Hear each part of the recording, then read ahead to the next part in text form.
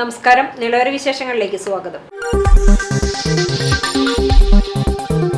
പട്ടാമ്പി ബ്ലോക്കിൽ ജൻ സുരക്ഷാ പദ്ധതികൾ പൂർത്തിയാക്കാൻ പ്രചാരണം ശക്തമാക്കാൻ നടപടികൾ തുടങ്ങി. ഇതിന്റെ ഭാഗമായി ബോധവൽക്കരണ പരിപാടികൾ നടത്തുമെന്ന് അധികൃതർ പട്ടാമ്പിയിൽ വാർത്താ സമ്മേളനത്തിൽ അറിയിച്ചു. പാലക്കാട് ജില്ലയിലെ എല്ലാ വീടുകളിലും കുറഞ്ഞത് ഒരു അംഗത്തിനെങ്കിലും സാമൂഹ്യ സുരക്ഷാ പദ്ധതി എത്തിച്ച് സുരക്ഷിതമായൊരു സമൂഹം സൃഷ്ടിക്കുക എന്ന ലക്ഷ്യത്തോടെ 2023 മാർച്ച് മാസത്തിൽ ആരംഭിച്ച ഒപ്പം 2023-24 എന്ന പദ്ധതി അതിന്റെ ലക്ഷ്യത്തിലേക്ക് എത്തുകയാണെന്ന് അധികൃതർ വ്യക്തമാക്കി.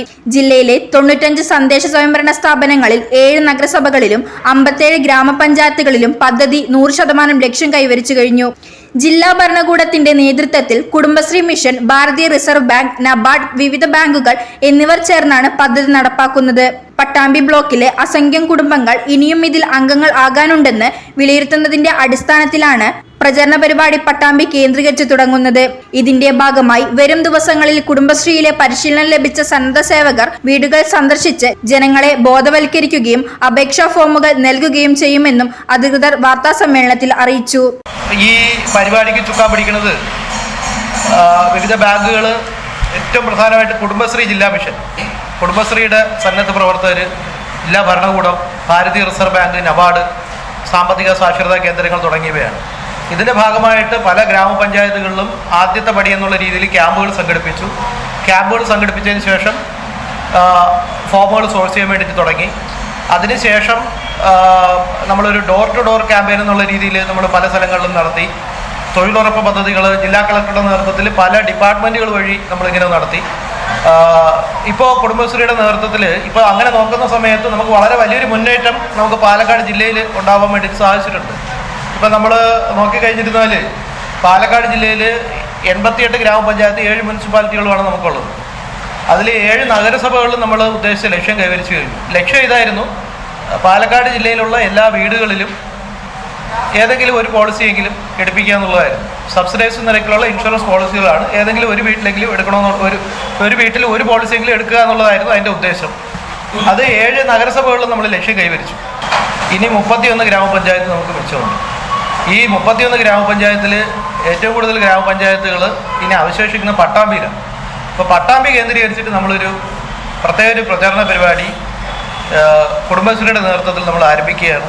അപകടം മൂലമുള്ള ഗുരുതര അംഗഭംഗമോ മരണമോ സംഭവിച്ചാൽ നഷ്ടപരിഹാരം നൽകുന്ന ഇൻഷുറൻസ് പദ്ധതിയാണ് PM സുരക്ഷാ ബീമാ യോജന. പ്രതിവർഷം 20 രൂപ നൽകിക്കൊണ്ട് ഈ പദ്ധതിയിൽ അംഗമാകാം. അപകടമരണം സംഭവിച്ചാൽ 2 ലക്ഷം രൂപയും അപകടം വഴി ഗുരുതര അംഗഭംഗം സംഭവിച്ചാൽ 1 ലക്ഷം മുതൽ 2 ലക്ഷം രൂപ വരെയും നഷ്ടപരിഹാരമായി ലഭിക്കുന്നു. 18 മുതൽ 70 വയസ്സ് വരെയുള്ളവർക്ക് ഇതിൽ അംഗമാകാം. ലൈഫ് ഇൻഷുറൻസ് പരിരക്ഷ നൽകുന്ന പദ്ധതിയാണ് ജീവൻ ജ്യോതി ബീമാ യോജന. 18 വയസ്സ് മുതൽ 50 വയസ്സ് വരെയുള്ള സേവിങ്സ് ബാങ്ക് അക്കൗണ്ട് ഉടമകൾക്ക് അംഗമാകാം. 55 വയസ്സ് വരെ പരിരക്ഷ ലഭിക്കും. പദ്ധതിയിൽ അംഗമായി മരണം സംഭവിക്കുകയാണെങ്കിൽ അവകാശിക്ക് 2 ലക്ഷം രൂപ നഷ്ടപരിഹാരം നിബന്ധനകൾക്ക് വിധേയമായി ലഭിക്കുന്നതാണ്. 436 രൂപയാണ് വാർഷിക പ്രീമിയം.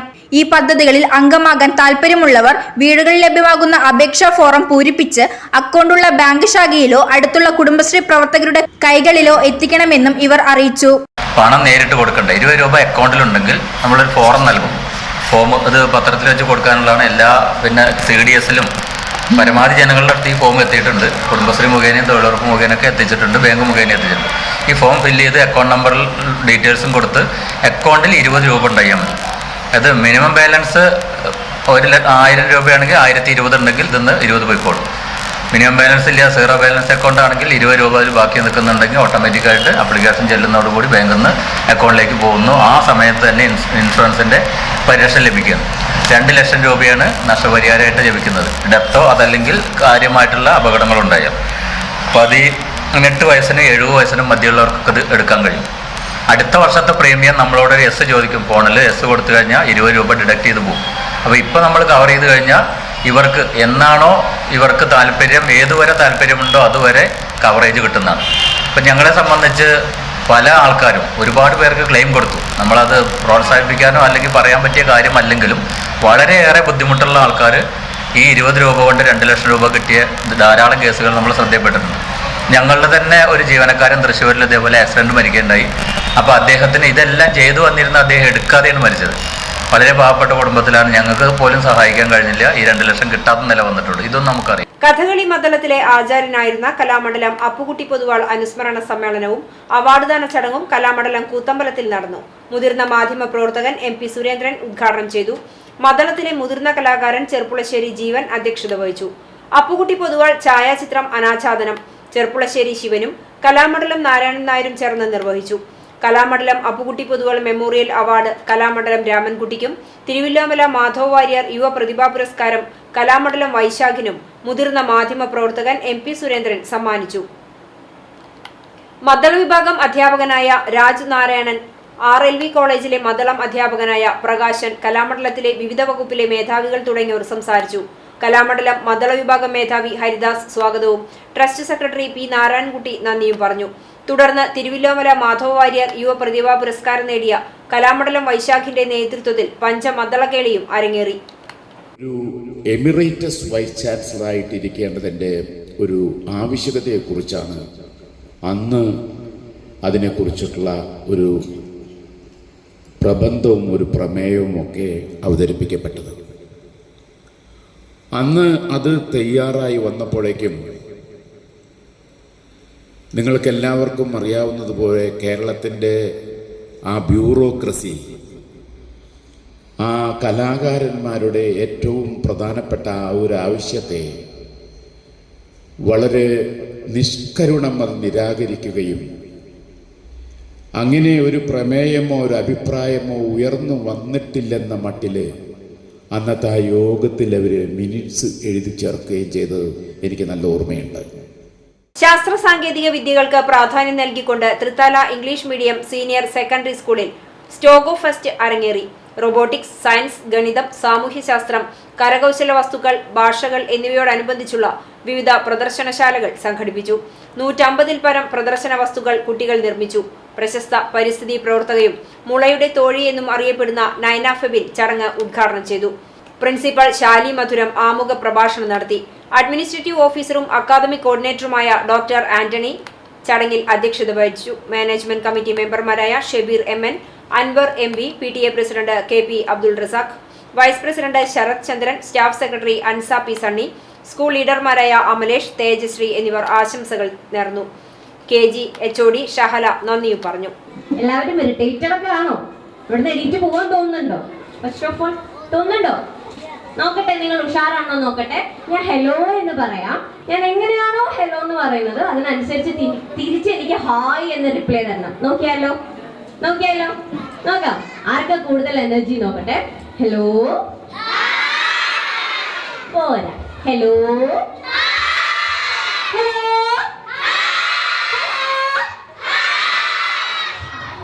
കേരള സർക്കാരിന്റെ എല്ലാമുണ്ട് നമ്മുടെ തൊട്ടടുത്ത് എന്ന പദ്ധതിയുടെ സ്മാർട്ട് റേഷൻ കടയുടെ ഭാഗമായി ആലിക്കരയിൽ store Thrithala block panchayat president advocate VP Rejina ഉദ്ഘാടനം ചെയ്തു. ചാലിശ്ശേരി ഗ്രാമപഞ്ചായത്ത് പ്രസിഡന്റ് AV സന്ധ്യ അധ്യക്ഷയായ ചടങ്ങിന് Pattambi taluk supply officer T Sheeja സ്വാഗതവും റേഷനിംഗ് ഇൻസ്പെക്ടർ സനിൽ P നന്ദിയും പറഞ്ഞു. Thrithala block panchayat vice president PR Kunhunni, Alikkara ward member Shahana Mujeeb എന്നിവർ സംസാരിച്ചു. ആദ്യ വിൽപ്പന ലൈസൻസി അനിതയിൽ നിന്ന് MM കലന്തൻ സ്വീകരിച്ചു. വീണു കിട്ടിയ കൈച്ചെയിൻ യഥാർത്ഥ ഉടമസ്ഥന് നൽകി ബസ് കണ്ടക്ടർ മാതൃകയായി. ചാലിശ്ശേരി ചങ്ങരംകുളം റൂട്ടിലോടുന്ന അപ്സര ബസ്സിലെ കണ്ടക്ടർ സന്തോഷ് കുട്ടൻ ബസ്സിൽ നിന്നും വീണു കിട്ടിയ കൈച്ചെയിൻ ചാലിശ്ശേരി പോലീസ് സ്റ്റേഷനിൽ ഏൽപ്പിക്കുകയായിരുന്നു. അന്വേഷണത്തിൽ ചാലിശ്ശേരി സ്കൂൾ വിദ്യാർത്ഥി നിവേദിതയുടെ കൈച്ചെയിനാണ് നഷ്ടപ്പെട്ടത് എന്നറിയുകയും ചാലിശ്ശേരി ASI ഡേവിയുടെ സാന്നിധ്യത്തിൽ സന്തോഷ് കുട്ടൻ കൈച്ചെയിൻ കുട്ടിയുടെ രക്ഷിതാക്കൾക്ക് സ്റ്റേഷനിൽ വെച്ച് കൈമാറുകയും ചെയ്തു. ക്ഷേത്രത്തിന് മുന്നിലെ ആൽമരത്തറയിൽ ചുമർ ചിത്രങ്ങൾ ഉൾപ്പെടെ തണലിടം ഒരുക്കി NSS വിദ്യാർത്ഥികളുടെ സപ്തദിന ക്യാമ്പിന് സമാപനം. എടപ്പലം PTM യത്തീംഖാന ഹയർ സെക്കൻഡറി സ്കൂളിലെ വിദ്യാർത്ഥികളാണ് കുപ്പൂത്ത് സ്നേഹാരാമം തീർത്തത്. എടപ്പലം PTM യത്തീംഖാന ഹയർ സെക്കൻഡറി സ്കൂളിലെ NSS യൂണിറ്റിന്റെ സപ്തദിന ക്യാമ്പിനോടനുബന്ധിച്ചാണ് വെളിയൂർ കുപ്പൂത്ത് കളരി ബോധിക്ഷേത്രത്തിലെ ആൽമരത്തിന്റെ ചുമരിൽ ചിത്രങ്ങൾ ഒരുക്കിയത്. ക്ഷേത്ര ചരിത്രവുമായി ബന്ധപ്പെട്ടുള്ള ചിത്രങ്ങളാണ് വിദ്യാർത്ഥികളുടെ നേതൃത്വത്തിൽ ഇവിടെ സജ്ജമാക്കിയത്. ഇതോടൊപ്പം പ്രദേശത്തുകാർക്ക് സ്നേഹാരാമവും ഒരുക്കി. വിവിധ പ്രവർത്തനങ്ങൾ നടപ്പാക്കിയാണ് ക്യാമ്പിന് സമാപനം കുറിച്ചത്. ക്യാമ്പിന്റെ ഭാഗമായി മുഹമ്മദ് മോഹസിൻ MLA, ഗ്രാമപഞ്ചായത്ത് പ്രസിഡന്റ് MK ബേബി ഗിരിജ, ജില്ലാ പഞ്ചായത്ത് സ്ഥിരസമിതി അധ്യക്ഷ A ഷാബിറ, ഗ്രാമപഞ്ചായത്ത് അംഗങ്ങളായ Mujeeb Karuvankuzhi, K Sajida, SP Amina, school PTA president T Sasi, principal Muhammad Shafeeq, MP Muhammad Kutty, NSS programme officer Abdul Nasar, മറ്റു അധ്യാപകർ, വളണ്ടിയർമാർ തുടങ്ങിയവരും ചടങ്ങുകളിൽ പങ്കെടുത്തു. ബോധവൽക്കരണ ക്ലാസുകൾ ഉൾപ്പെടെയുള്ള പരിപാടികളും ക്യാമ്പിന്റെ ഭാഗമായി നടത്തിയിരുന്നു. വേറൊരു തരത്തിലുള്ള നമ്മളെ ചിന്തകൾ വരാം. എന്നാൽ അതിനപ്പുറത്ത് ആൺകുട്ടികളും പെൺകുട്ടികളും ഒക്കെ സൗഹൃദം എന്ന് പറയുന്നത് അതിനൊരു വാല്യൂ കാണിക്കുകയും മറ്റെല്ലാത്തിനും അപ്പുറത്ത് സൗഹൃദം അല്ലെങ്കിൽ സുഹൃത്തുക്കൾ എന്ന് പറയുന്നത് എത്ര പ്രധാനപ്പെട്ടതാണെന്ന് തിരിച്ചറിയുകയും ചെയ്യുന്ന, അതിലൂടെ പരസ്പരം നല്ല സൗഹൃദത്തിലൂടെ നമുക്ക് മുന്നോട്ട് പോകാനും കഴിയുന്നതിനുള്ള ഏറ്റവും വലിയൊരു അവസരമാണ് ഈ ക്യാമ്പ് എന്ന് പറയുന്നത്. പ്രണയത്തെക്കാൾ അപ്പുറത്ത് സൗഹൃദങ്ങളുടെ മൂല്യങ്ങൾ തിരിച്ചറിയാനുള്ള ഏറ്റവും വലിയ അവസരം നമുക്ക് തുറന്നിടുന്നത് ക്യാമ്പുകളിലൂടെയാണ്. അതിനെ നെഗറ്റീവായിട്ടല്ല കാണേണ്ടത്, അത് ഏറ്റവും പോസിറ്റീവായിട്ടാണ് നമുക്ക് കാണേണ്ടത്. ഒരു വർഷം പിന്നിടുമ്പോൾ പാലക്കാട്, മലപ്പുറം ജില്ലകളെ ബന്ധിപ്പിച്ച് ഭാരതപ്പുഴയിൽ നിർമ്മിക്കുന്ന Kumbidi Kankappuzha regulator cum bridge നിർമ്മാണം പാതി പൂർത്തിയായി. കഴിഞ്ഞ വർഷം ഡിസംബർ മാസത്തിലാണ് കുമ്പിടി കാങ്കപ്പുഴ കടവിൽ റെഗുലേറ്റർ കം ബ്രിഡ്ജിന്റെ നിർമ്മാണ പ്രവർത്തനങ്ങൾ ആരംഭിച്ചത്. 2 വർഷം കൊണ്ട് നിർമ്മാണം പൂർത്തീകരിക്കാൻ ലക്ഷ്യമിട്ടാണ് പദ്ധതി ആരംഭിച്ചിട്ടുള്ളത്. ആകെ 29 പില്ലറുകളാണ് റെഗുലേറ്റർ കം ബ്രിഡ്ജിനുള്ളത്. ഇതിൽ കുമ്പിടി കാങ്കക്കടവ് ഭാഗത്തു നിന്നുള്ള 15 പില്ലറുകളുടെ നിർമ്മാണം പൂർത്തിയായി. ഇവയ്ക്ക് മുകളിൽ ബീമുകളുടെ നിർമ്മാണവും പൂർത്തിയായതോടെ മുകൾ ഭാഗത്തെ സ്ലാബ് കോൺക്രീറ്റ് ജോലികളാണ് ഇപ്പോൾ പുരോഗമിക്കുന്നത്. സ്ലാബ് നിർമ്മാണം പൂർത്തിയാക്കുന്ന മുറയ്ക്ക് കൈവരികളുടെ നിർമ്മാണം ജോലികൾ ആരംഭിക്കും. തുടർന്ന് പദ്ധതി പ്രദേശത്ത് ഇരുഭാഗങ്ങളിലായി 460 മീറ്റർ നീളത്തിൽ സംരക്ഷണ ഭിത്തിയും ഒരുക്കും. 418 മീറ്റർ നീളം വരുന്ന റെഗുലേറ്റർ കം ബ്രിഡ്ജിന് 11 മീറ്റർ വീതിയാണ് ഉണ്ടാവുക. പാലത്തിന്റെ മുകളിൽ ഇരുഭാഗത്തും 1.5 മീറ്റർ വീതിയിൽ നടപ്പാതയും ഒരുക്കും. 30 ഷട്ടറുകളും റെഗുലേറ്റർ കം ബ്രിഡ്ജിനുണ്ടാകും. പട്ടാമ്പി പന്തയ്ക്കൽ ഭഗവതി ക്ഷേത്രത്തിലെ മണ്ഡല താലപ്പൊലിക്ക് കൊടിയേറി. ഈ മാസം 9-നാണ് താലപ്പൊലി ആഘോഷം. പട്ടാമ്പി പന്തക്കൽ ബോധി ക്ഷേത്രത്തിലെ മണ്ഡല താലപ്പൊലി മഹോത്സവം ഈ മാസം 9-നാണ് ആഘോഷിക്കുന്നത്. താലപ്പൊലിയുടെ ഭാഗമായി കഴിഞ്ഞ ദിവസം കൊടികയറി.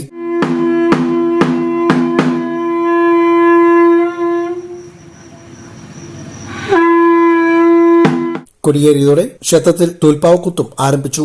ആദ്യ ദിനത്തിൽ സേതുബന്ധനമായിരുന്നു കഥ. താലപ്പൊലി ദിവസം ശ്രീരാമ പട്ടാഭിഷേകത്തോടു കൂടിയാണ് കൂത്ത് സമാപിക്കുക. വിവിധ ആഘോഷ കമ്മിറ്റികളുടെ വേലവരവും അന്നേ ദിവസം ഉണ്ടായിരിക്കും. വരവൂർ ഗ്രാമപഞ്ചായത്തും മൃഗസംരക്ഷണ വകുപ്പും സംയുക്തമായി വനിതാ പോത്തുകുട്ടി വളർത്തൽ വിതരണോദ്ഘാടനം നടത്തി. വരവൂർ വെറ്റിനറി ഡിസ്പെൻസറിയിൽ നടന്ന ചടങ്ങ് ഗ്രാമപഞ്ചായത്ത് പ്രസിഡന്റ് PP സുനിത ഉദ്ഘാടനം ചെയ്തു. 2023-24 വാർഷിക പദ്ധതിയിൽ ഉൾപ്പെടുത്തി 2 ലക്ഷം രൂപ ചെലവഴിച്ച് 20 വനിതകൾക്കാണ് പോത്തുകുട്ടി വിതരണം നടത്തുന്നത്. ഗ്രാമപഞ്ചായത്ത് അംഗങ്ങളായ VK Sethumadhavan, PS Pradeep, veterinary doctor V Leesha, life stock inspector MA Francis, office staff MS Manikandan എന്നിവർ പങ്കെടുത്ത് സംസാരിച്ചു. വനിതാ സംരംഭക കർഷകർ തുടങ്ങിയവർ പങ്കെടുത്തു. ഇപ്പൊ നമ്മളോട് സർക്കാർ ആവശ്യപ്പെട്ടിരിക്കുന്നത് ഒരു സംയോജനമാണ് ആവശ്യപ്പെട്ടിരിക്കുന്നത്. അതെങ്ങനെയാണ് സംയോജനം? കാർഷിക മേഖലയിൽ സംയോജന പദ്ധതി എന്ന് പറഞ്ഞിട്ടുണ്ടെങ്കിൽ തൊട്ടപ്പുറത്ത് നെല്ല് കർഷകരുണ്ടാവും. ആ കർഷകരുടെ വീട്ടിൽ ഒരു പശുവിനെങ്കിലും വളർത്തി കഴിഞ്ഞാൽ അവർക്ക് ആവശ്യമായിട്ടുള്ള വക്കോൽ ഉൾപ്പെടെയുള്ള സംവിധാനങ്ങൾ അവിടെ ലഭ്യമാവും, പുല്ല് ഉൾപ്പെടെ ഉള്ളത്. ഒരു വർഷം നമുക്കറിയാം അവരുടെ നെൽകൃഷി കഴിഞ്ഞിട്ടുണ്ടെങ്കിൽ അതിൽ തീറ്റപ്പുൽ കൃഷി പ്രോത്സാഹനം കൊടുത്തുകൊണ്ട് തൊഴിലുറപ്പ് പദ്ധതിയിലൂടെ ആ പ്രവർത്തനം ഏറ്റെടുക്കാനാണ് ആവശ്യപ്പെട്ടിട്ടുള്ളത്. തീർച്ചയായിട്ടും അതുകൊണ്ടാണ് ഞാൻ നേരത്തെ സൂചിപ്പിച്ചതുപോലെ ഒരു സംയോജിത കൃഷിയിലേക്ക് നമ്മുടെ കർഷകര് എത്തണം എന്ന രീതിയിൽ ഇപ്പൊ ഇവിടെ ഇതോടെ നിലവര വിശേഷങ്ങൾ സമാപിക്കുന്നു. നമസ്കാരം.